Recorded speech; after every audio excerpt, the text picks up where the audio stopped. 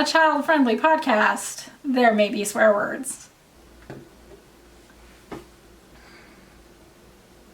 Hello and welcome to the Knitted Bean podcast. I am your host, Echo. I'm coming to you from Montana.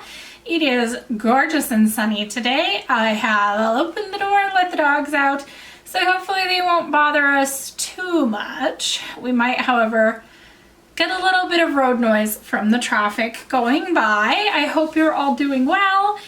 This is episode 5 now, and it is the 12th of March when I am recording this. This is a podcast about all things nitty, geeky, nerdy, and fandom. Not necessarily all in that order, though I do tend to kind of backload the fandom so that you can enjoy the knitting if you wish. So, I almost forgot to record today. In my head, I was thinking that I was recording next week, and then so much for no clicky toes.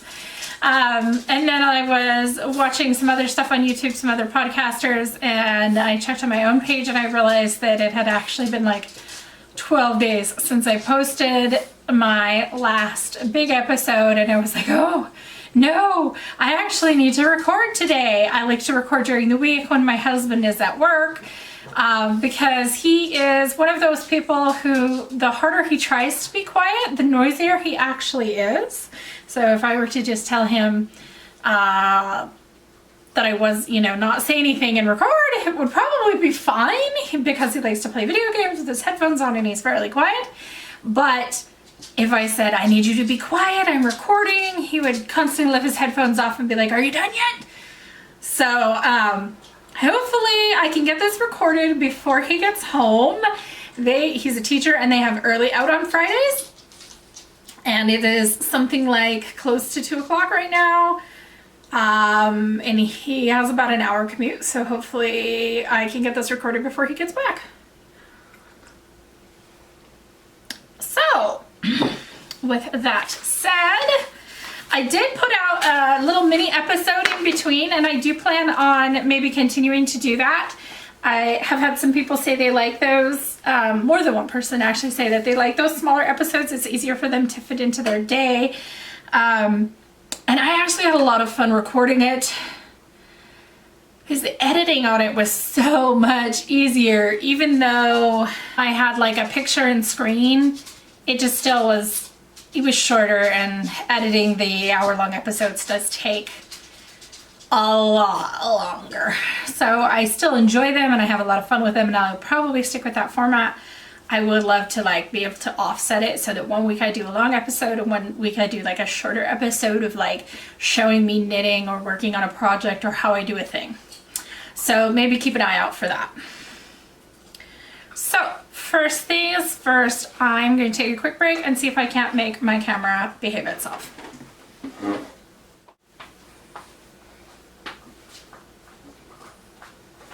I moved the screen sensor thing. We'll see. It just really doesn't seem to and it's never done this before. Okay, so much better. So I actually changed the frame rate that I was recording in earlier, and apparently when I did that, I changed my servo autofocus by accident, and I hadn't realized that I had bumped that button. So I had this moving autofocus box that was refusing to focus on me and was only focusing on the background. So that was frustrating. And because of that, I'm a little bit worried that the entire start of this is going to be out of focus and I might need to record it again. So I've kind of had the urge to post weekly, and yet I don't want to set myself up to feel like I have to record a 1-hour episode every week. So maybe if I do it off and on and plan on doing a 15 to 30 minute episode on the off weeks and then a whole episode on the other weeks, that might work really well for me and for you guys. So that said, thanks to all of you guys for being here. I really appreciate it. It makes me feel really, welcome and wanted to have people watching and commenting, liking, subscribing, interacting, and excited to have me back each time. So if you haven't already hit the subscribe button, hit the subscribe button. I do think I'll do a giveaway when I hit 100 subscribers. I have kind of an idea in the back of my head of what I'd like to do for that. And yeah, I just think it'll be fun. So, so I don't have a fancy mug today. I just have, it's a chalkboard mug, and I used to be able to write really snarky things on it, and I wanted to write like "Not Today, Satan" on it or something, because that's a saying that my old coworker got me really hooked on. But I couldn't find my chalk. I used to have like a little baggie of multicolored chalk, and it was in my office drawer, and we cleaned up our office and like combined it into our art room. I am married to an art teacher, as I've said. Our art room is a disaster. It's the yarn art. There's a reason you don't see my stash. It's not huge, I'll just warn you. It's reasonable, up to the smallish side, but it's in the art room slash craft room slash sewing room. I have a sewing table in there. I have my stash in there. He has a painting easel in there. We have a computer in there. And because we decided to move the office in with it and then keep our spare bedroom just a spare bedroom. And so it is disastrous. Our spare bedroom looks glorious now. It used to be the spare bedroom slash office, and now that's super clean. But I mean, our art room wasn't like the most organized place to start with, and now we have like pastels stored under tables and arts everywhere. So I don't know where my chalk went. It's been eaten by Cthulhu. So you get a plain mug. I am drinking... Oh, don't start. It's too soon for that. There's 2 hooves. And you have an open door. It's sunny. Go outside. It's an apricot green tea. I don't remember. I got a couple years ago for Christmas. It's really good. It's a loose leaf. I don't know where they got it because somebody bought it for me. Granny, Izzy, take another hoof and go outside. Excuse me one moment.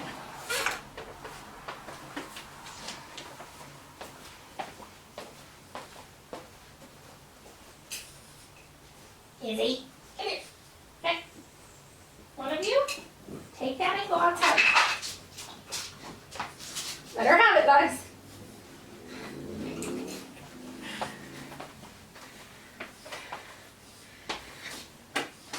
Two dogs, 2 hooves, and they just can't seem to make it work. I mean, really. It's like having children. Except for the one of them has dementia. Anyway, so it's a great tea. I love it. I wish I could recommend it, but I have no idea where it came from. So let's jump into what I have 2 FOs, which I suppose is good since I wasn't planning on knitting today. I will say one of them, I'm calling it an FO. I need to weave in the ends. But you know, I wasn't planning on recording today, so it hasn't happened yet. And that is my Bitty Cash. That was the baby sweater I was knitting to convince myself that I could knit a sweater. Like I said, I need to weave in some ends. So I haven't woven them in yet because I don't really like big yarn. I think, so I would say that worsted is about as big as I go, but this is worsted and it felt really big to me. So I might knit a worsted weight like hat, maybe. Which, I mean, I tried to knit a chunky hat once and I hated the entire process. So every time I'm looking at yarn and I'm like, I think I'm gonna buy a big chunky yarn for a hat, my husband's like, remember what happened that last time you did that? And then I'm like, oh yeah, never mind. I'll just buy fingering. Maybe DK. And so I don't really have like a darning needle with a big enough eye to fit the yarn in there. So I have not woven the ends. I need to go get a big old plastic darning needle or something. But so this is the Bitty Cash. It is just a regular old raglan increase baby sweater with a little cute ribbing detail on the hem and the cuff. I made it out of a $3 acrylic SweetRoll. I will say I had to go snag a second SweetRoll because I had decided that I was going to do all of the hems in this pink, and I ran out of pink on the second arm hem, and I refused to pull it back and I changed the color scheme. So now I have like an entire SweetRoll. And I was like, well, it's okay, I'll just make some bloomers to go with it. Somebody I know is gonna give this away as a gift. So there is that. It was by Laura Spargo Anderson and was a $3 pattern.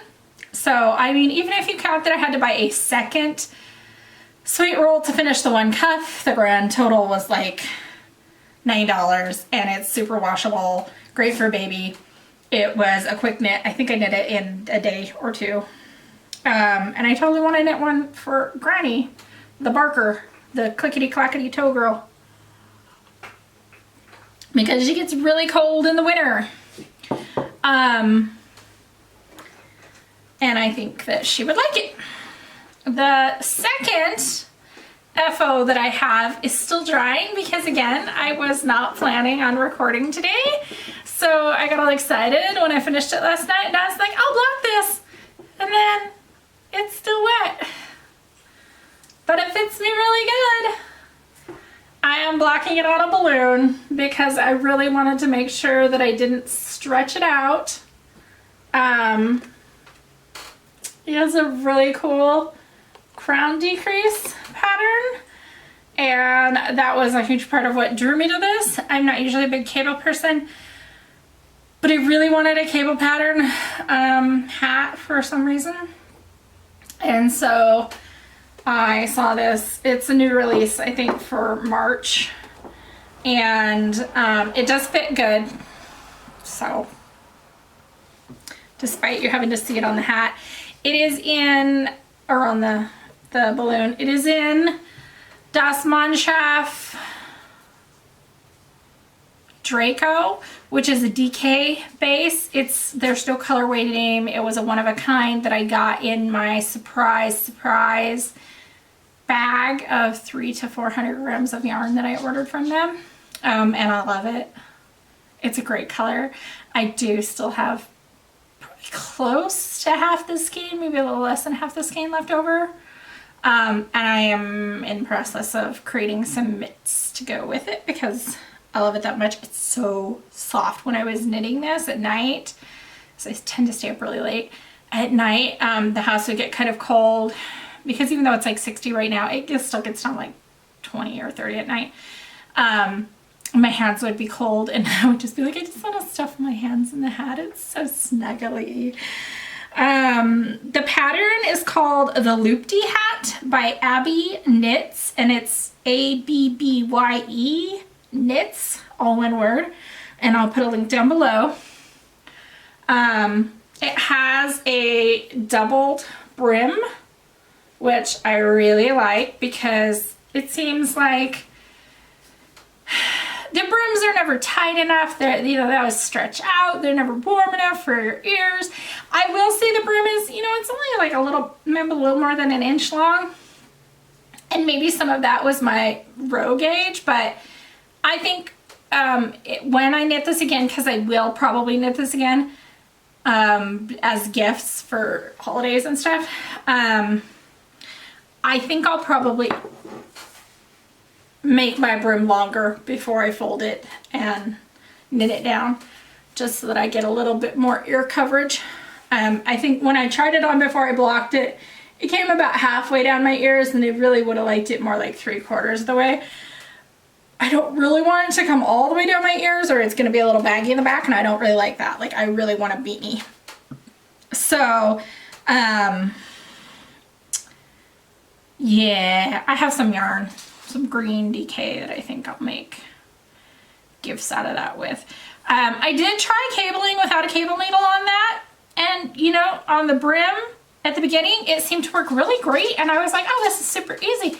And then like, I don't know, 5 rows in, all of a sudden it just seemed complicated and I couldn't do it anymore. I was like, but it should still work. But I just, like, somehow I lost the thread of how to do it. But I'm really fast with the cabling needle. I just have like a wood. It's probably still in my bowl somewhere. Yeah, I don't even know where I got it. I've had it for like 5 years. I just have a little thin wood cabling needle. And it's small. It's smaller than what I use for DK. So that gives me a little ability to like be quick with it. But it's so small that like if you were to actually leave it hang with your stitches on it and like move your work, it would slide right out of your stitches. So you can't like let your stitches hang on it like I think you're supposed to be able to leave with a cabling needle. But I don't ever really let go of it. I kind of hold it like secondary in my hand. So I have needle 1 and then I have my cable needle with just my 2 stitches hung on the end of it. And then I do my thing and then I knit off of it. And then I just switch it hands and I go the other way. And so for me, maybe it would be difficult if I was doing it on a sock, which I'd really like to learn how to knit a sock without a cabling needle, especially the little tiny cables, just because I think it'd be so much faster. But I'm pretty fast on a big project. I knit that hat in 3 days. I'd have to look on Ravelry. I think 3 days. And honestly, one of it was just the cast on and the brim. Like, it was not a whole day. It was like, I decided to start this at 10 o'clock at night. Whee! Kind of idea. And if I forgot to mention it, the pattern was like $5.50. I think I got it for a little cheaper though, because I bought it like right when it came out and it was still like 20% off. Whips. I have so many whips right now. I don't even think I'm gonna show them all to you because of a lot of them. Most of them are just like barely started. I had a little bit of cast on idos going on. So we'll start with, first of all, I will skip just slightly ahead to show an acquisition. This is not something that I bought. And forewarn, if you have any small children in the area that can read, you probably want to cover their eyeballs because it's 100% not childproof. One of my writing friends bought me the best knitting bag ever, and I am in love with it.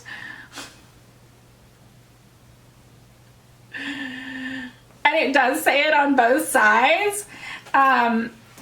It is from Nerds with Vaginas. So I have actually got 2 whips living in here.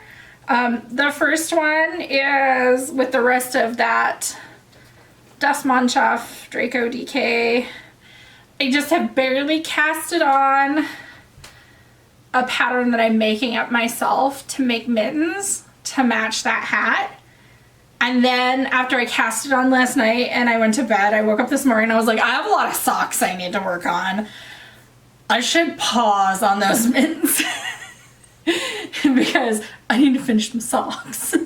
So they don't have a pattern. They're just like, I looked at like the World's Simplest Myths by Tin Can Mitts to look and see how many stitches I should cast on for my size in a DK mitt. And then I was like, wow, those look really long. I don't want them to be that long. And the cuff pattern that I wanted to do didn't divide into how many stitches they had.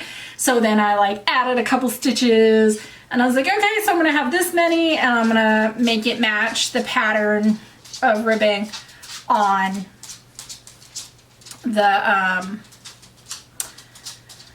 loopy hat, and then I'm just gonna knit an entire mitt in reverse stockinette, and I'm gonna put 1 cable up the middle of the back in that loopy cable.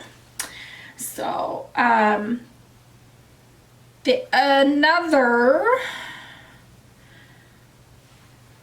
that I have, which you saw in the little video that I put out last week, and then I have not touched them since because I got obsessed with the loopty hat and a couple other things, are the toe, and that's all I've got right at the moment, are the Curling Mist socks from the Handmade Sock Society number 4 by Helen Stewart.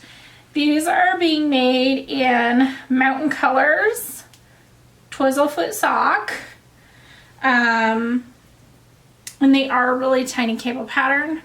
So that's one that I want to try, the cabling without a needle on. The Twizzlefoot is, that colorway is called Harmony Forest. And it is the craziest blend. It's like super fine merino, then regular wool, which is like a blend of Targhee and a bunch of other wools. That's like their local blend.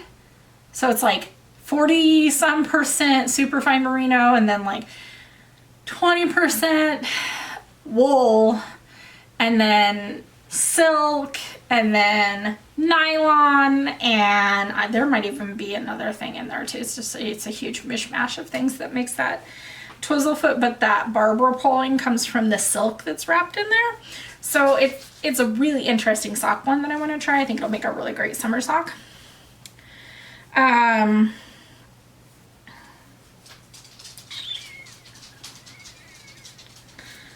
And then I didn't put this whip on my notes,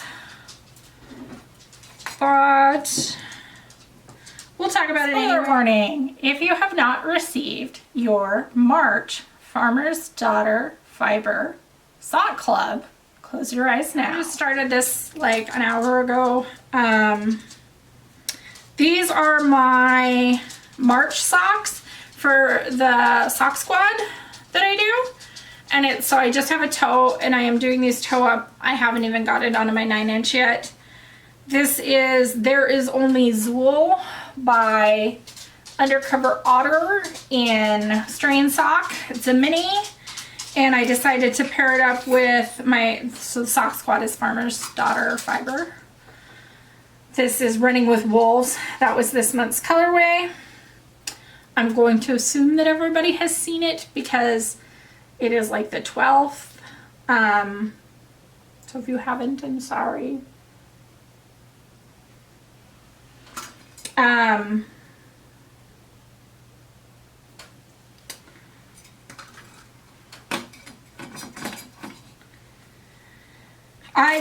So the pattern that I'm making these with is not,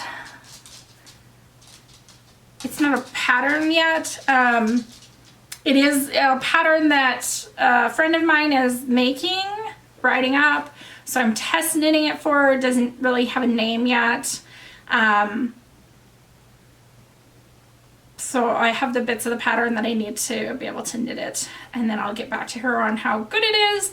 And she'll go from there. And then she'll hopefully write it up and get it out to some more test knitters. So it's kind of, it's like not even really in the test knitting phase yet. It's more just in the, does this work for anybody besides me phase? And I'm really excited to try it because I actually really like the pattern. When they showed it to me, I was like, I love that. I want to make that. And then I got the yarn and they were like, you want to make it in your March yarn? And I was like, yes, I do. So I had said as soon as I fished up my February socks, I would start it. Well, then came the end of my February socks, which had, and that's why it's March 12th and I'm only now starting these, even though I typically get that yarn really fast because I live right here. I had a bit of yarn chicken, which I lost. I have 2 rows of toe knitting, what the hell? I have 2 rows of toe knit and I'm out of yarn. So I did make a post and somebody is sending me, because I mean they only make it for the club and then it's not like you can get extra. So somebody did not use their yarn for their pattern and so they are going to send me their contrast color so that I can finish my sock. And then those will be a finished object too. But in the meantime, they're chilling here with their sad little last bit of yarn. But I figured since that did go out in the mail and that's literally all that's left on these, I could go ahead and get started on my March socks. But yeah, I'm really excited, and I always love knitting with the Farmer's Daughter yarn. This is Highwood sock, which is your basic 75-25. So we get 3 different blends and they rotate. We get Highwood, Bear Paw, and the one that I can't pronounce, which is like Pitliner, something like that. Bear Paw has the yak in it, and Pitliner has, I think, more merino and a little less nylon. So it might be like 85-15 or something like that. I can't remember. I'd have to look it up. But I've loved all 3 of them. And March's colorway was only on. It was a little pink for me. But the second 2 colorways have just been gorgeous. The olive and the purple and the yellow. And I'm like, oh, these are going to be great. And then I think when it's all done, because, you know, my husband got it for me for the whole year, I'm definitely going to try and like see if I can knit a scrappy sock with the little bits of everything. I would love to be able to like knit a scrappy blanket with it, but I won't have nearly enough, so it's a moot point. So that's it for my whips. I mean, I have more, but I'm not gonna show them all because the others didn't get very much work on, because I've kind of been all over the place. So since I showed you my knitting bag, which I'm so excited for that it has 2 projects in it, we'll go into some acquisitions. I just have 2. I have the one big one, and then I have one really cheap one. So the big one is Geektastic Fibers. Let me get you a nice close look in the sunshine there. This is, focus on the yarn, not on me, there you go. And it's a little more turquoise than what is showing up. For whatever reason, the camera has such a hard time picking up that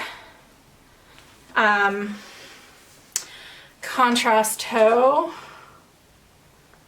And it came with a little curse you and your inevitable betrayal stitch marker. This is the Firefly March Sock Club in self-striping that I got, and I am so excited for it. I really had to work hard not to allow myself to cast it on because I really want to. But I also have 3 pairs of socks on the needles. I'm kind of out of needles. I only have 2 zeros.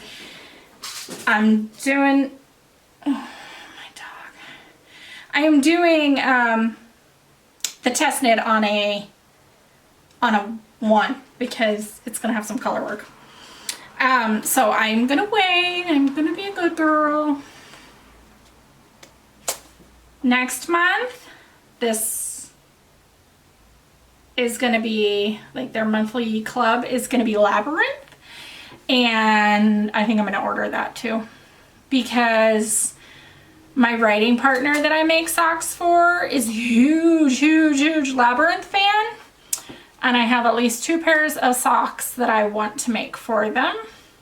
One based on the Shadowrun game that they play, and one based on, the idea was either Labyrinth or Terry Pratchett. And so I think I will order. Where was I? The mailman came, the Dogs lost their shit. I'm making socks for my writing partner as usual.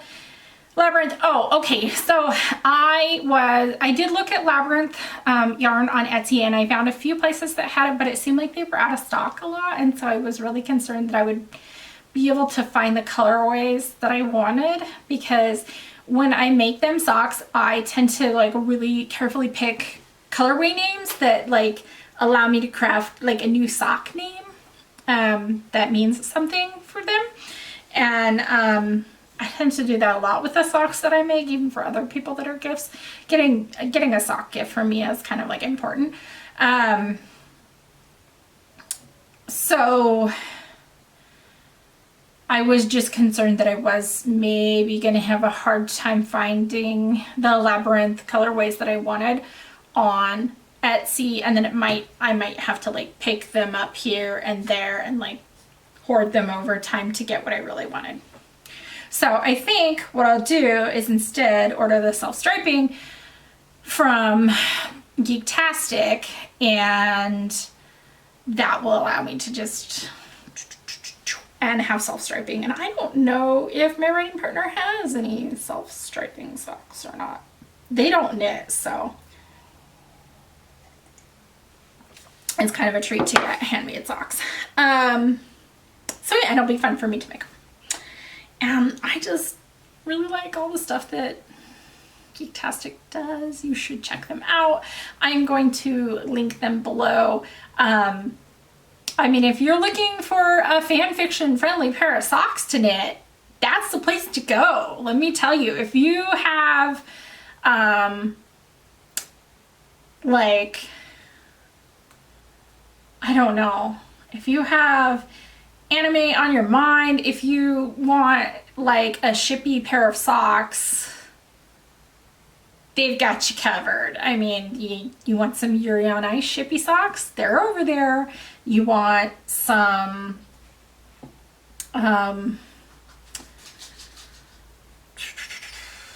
they have a colorway named Ineffable Husbands. Enough said, okay? They're geeky and they're honest and open about it, and I've been talking to them online and they're amazing.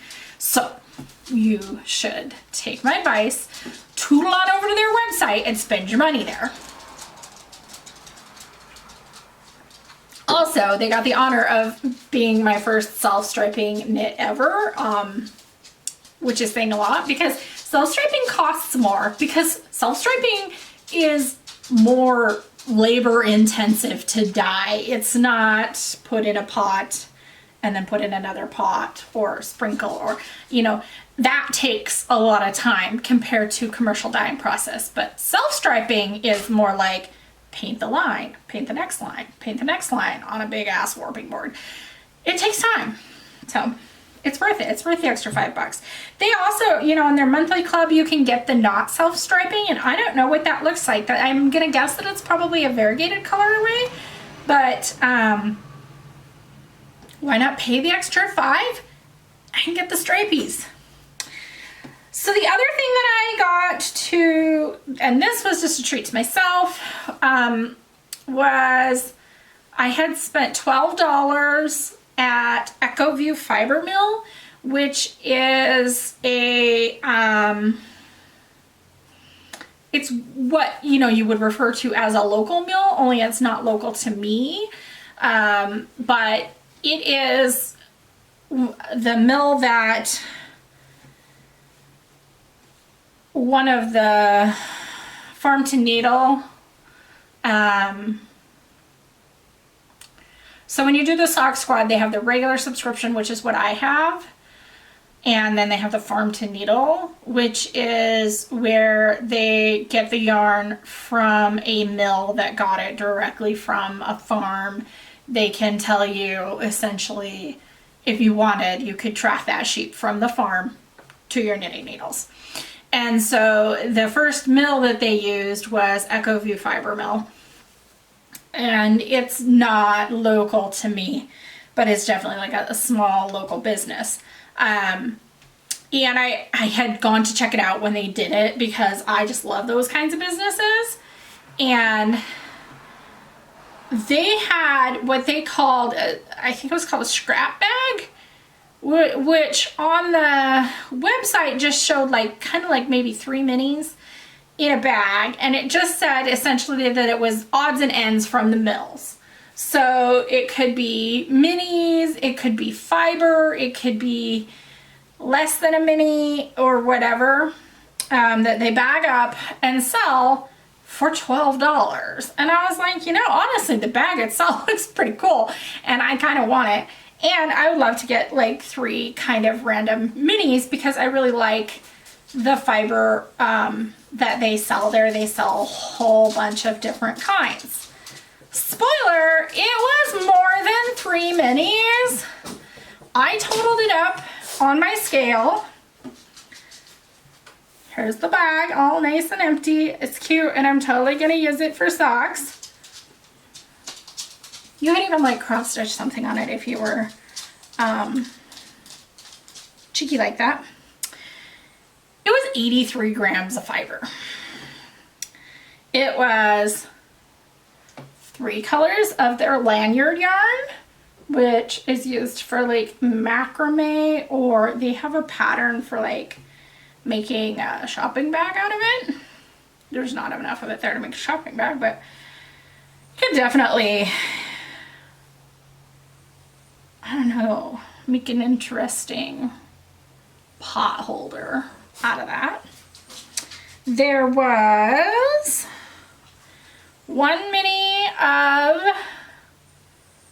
I believe this is their Haley yarn. It's a very lightly twisted, worsted, chunky wool that is can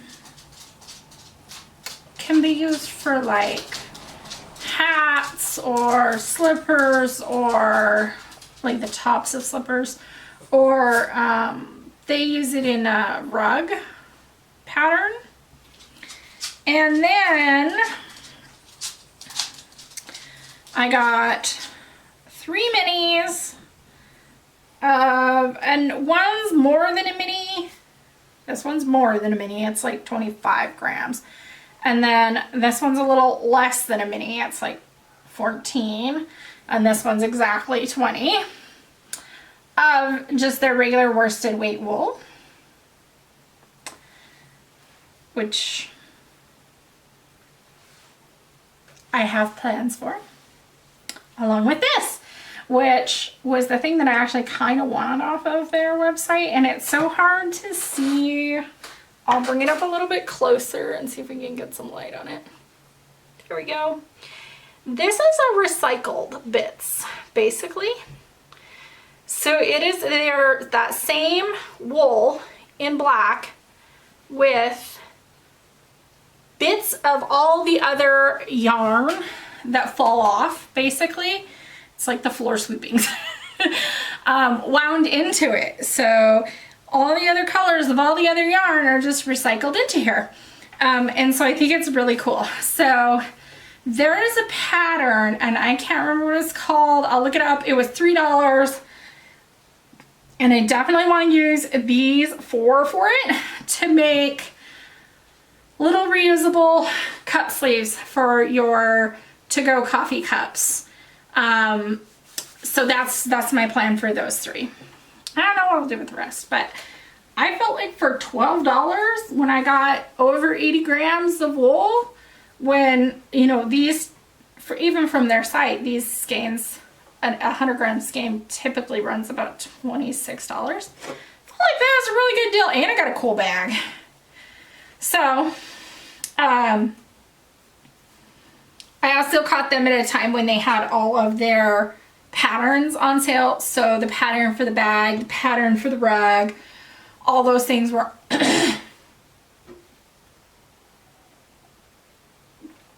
excuse me as I try not to cough my brains out on you. All those things were on sale for free for a week or 2, and so I nabbed all of those at the same time.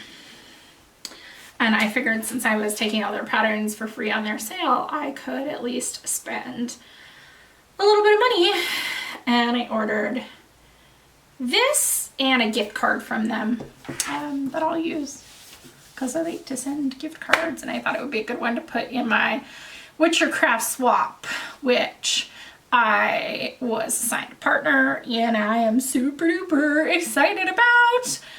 I have been perusing ideas and I think I have a plan. I'm gonna design something myself for the main item.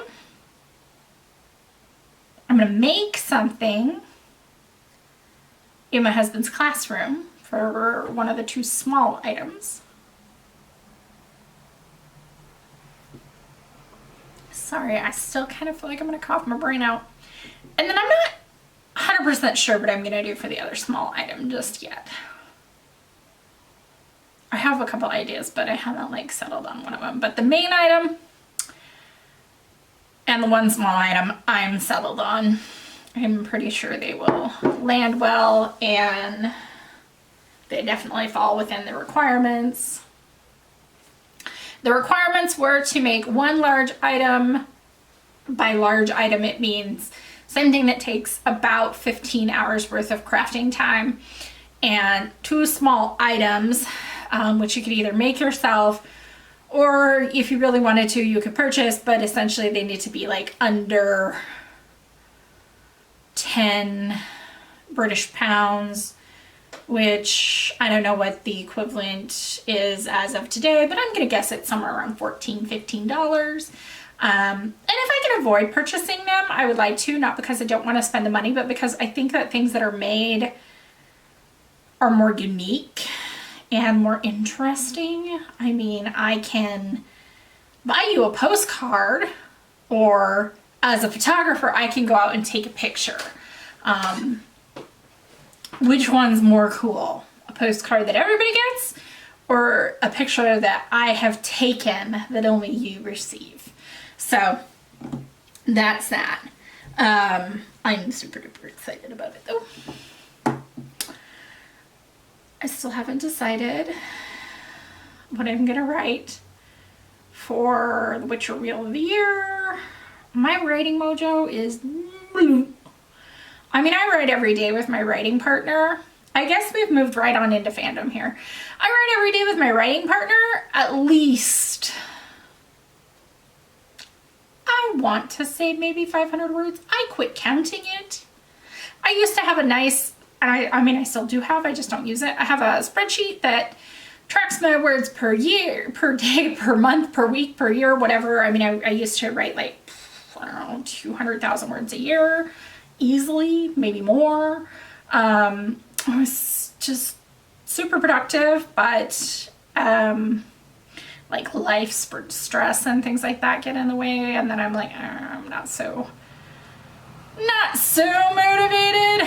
You know, I used to like more want to switch off, and I'll write in the morning, I'll knit in the afternoon and the evening, and now I'm just like, no, I get up, I write in the morning consistently with my writing partner, I knit throughout the day, and then I write in the morning or in the evening again with my writing partner, and that's it.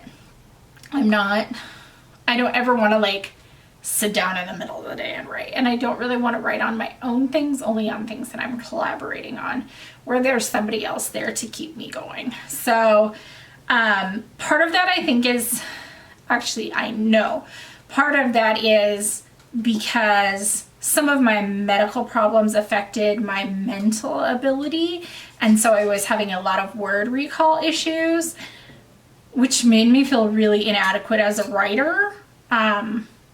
When you're writing, your vocabulary is really important, and so when you don't feel like you can pull up a word, or when you feel like every time you pull up a word for a situation it's the same word, and every time you want to say something is slow, it's always slow, it's never sluggish, it's never churning like a brown river, or you know what I mean? When you've lost that ability for metaphor and simile and that the ability to think like that, I just felt like I wasn't adequate as a writer, and there was no purpose in trying to put that on paper, because when I would go back to read it, it would just sound like something that was written by somebody so inferior to what I was used to reading from my own work. And so I stopped. And it wasn't as hard when I wrote with my writing partner because their work is interspersed with my work and it breaks it up. So I felt like they kind of carried me along. And some changes have been made, and to a degree I feel like I'm getting that word recall back, which is huge. It's at the price of some other symptoms and problems, and I've decided that that's worth it for me. I'd rather be able to think like I used to than not have the other problems. So maybe I'll get back to a more like wanting to write on my own stuff soonish, hopefully. And hopefully like wanting to do those events will be part of that. In the meantime, I just keep writing on my collabs, and so I do continue to like put out and publish things with the collabs on a bi-weekly and monthly basis. We have like 3 things that we publish, so it's not like I'm not like putting out a ton of work anyway, because we're prolific writers together. And then God, my throat is not behaving.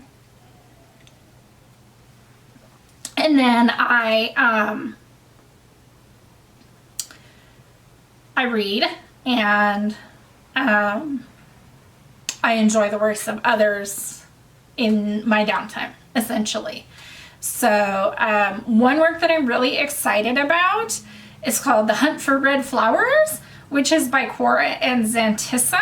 This is and welcome to all of Montana's diesel trucks. I call them dually dumbasses. This is a continuation of a very long series. I feel like you could probably read it as a standalone if you read the one that came right before it. So the long-standing series is called No Wolves Allowed.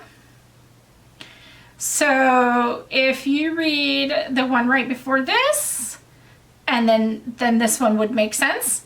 Obviously, it's best if you read them all. Now, that said, that's a lot of reading.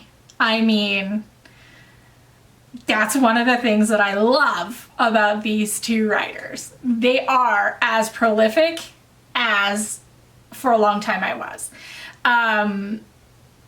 Their chapters are regularly 20,000 words, which for a lot of writers is their entire story.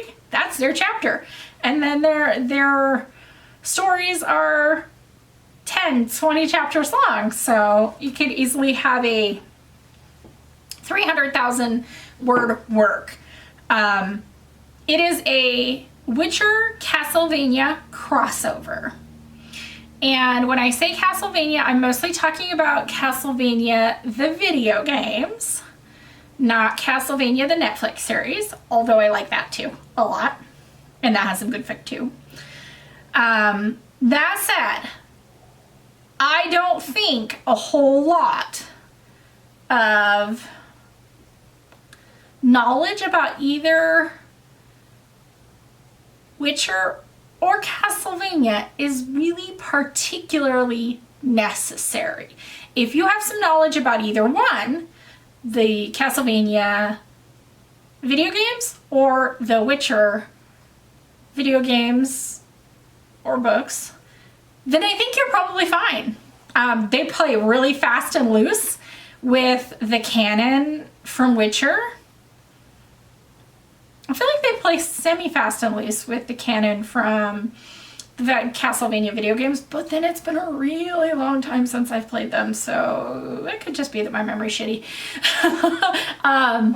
But if you're up for a nice long read and you're willing to sit in for a long haul in the way that you would be willing to sit in for a good series of books like Lord of the Rings and The Hobbit, or, you know, all of Terry Pratchett's books, then start at the beginning. Start at the very, very beginning. The very first one, the quote-unquote prequel, is called The Fall, and just start there and go. and take your time plowing through each and every one of them. They have various ratings and various quantities and degrees of smuttiness. Some of them are really nitty and gritty and into the battle like aspect of both video games, and some of them are really just smut, pure, plain, simple, mostly based on the smut and not too much background. And then some of them are just fluff, nothing but fluff. Sit in the daisies and stare at the sunshine fluff. But they all have one thing in common, which is that they are all building character. They are all evolving the characters and the story along as you go. You're learning more about each character and how they interact with their world, how their world interacts with other worlds, how one world changes another world, how one character changes another character, how those interactions bounce and play off of each other, and the forces that are all engaged there. So that if you look at the character in the beginning in the fall, and you look at the character where we are right now in the Hunt for Red Flowers, they are different.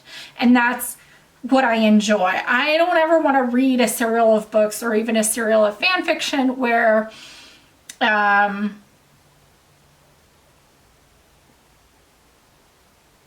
you know, a classic for me, because, and it comes to mind because I've been watching a lot of Arne and Carlos lately, is Nancy Drew in book 1 is the same annoying Nancy Drew as she is in book 26.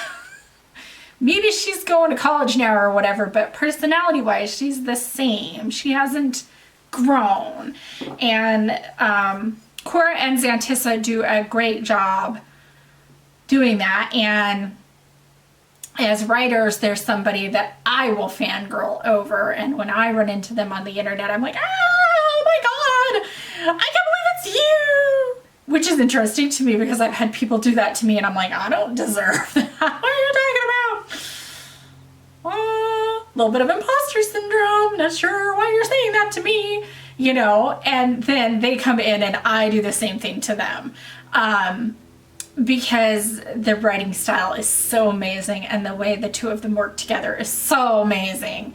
And so I just highly recommend really that you just start at the beginning and plan on it taking you a while. Don't look at it as quote unquote a work of fan fiction. It's not a one-shot. It's not something that you will sit down and read in an evening. It will take you weeks to read the whole thing from front to back. But No Wolves Allowed is a fan fiction that I feel like is worth it. It's one that, you know, I know people who have had their fan fiction bound, etc. Just to sit on their shelf and be able to read it in book format. It's one that if I could have it bound in book format as a series of books, I would, just so that I could sit and read it in that traditional way. Even though the vast majority of my reading is no longer done that way, to me it would be worth it to see it done like that, because I think it's earned that. So that's what I would recommend.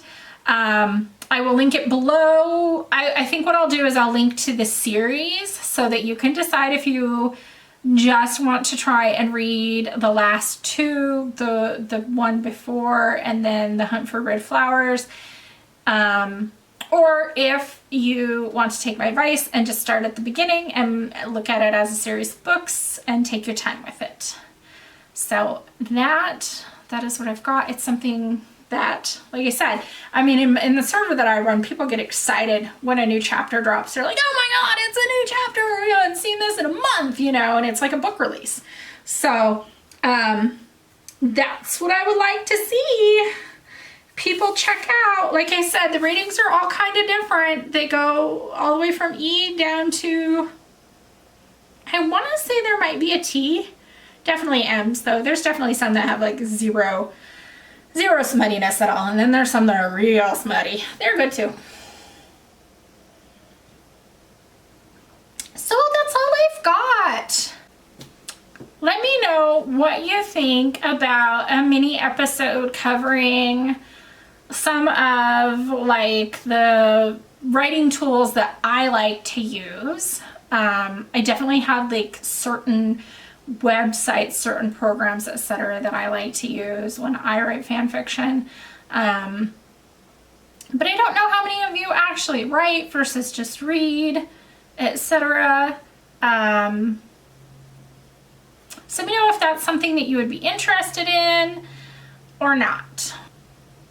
Luckily, it looks like we did make it and finish up in time before my husband got home, which is quite impressive. So I will see you in a week or so.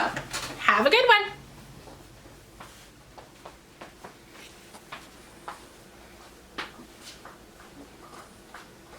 I moved the screen sensor thing. We'll see. It just really doesn't seem to like, and it's never done this before. What is its problem?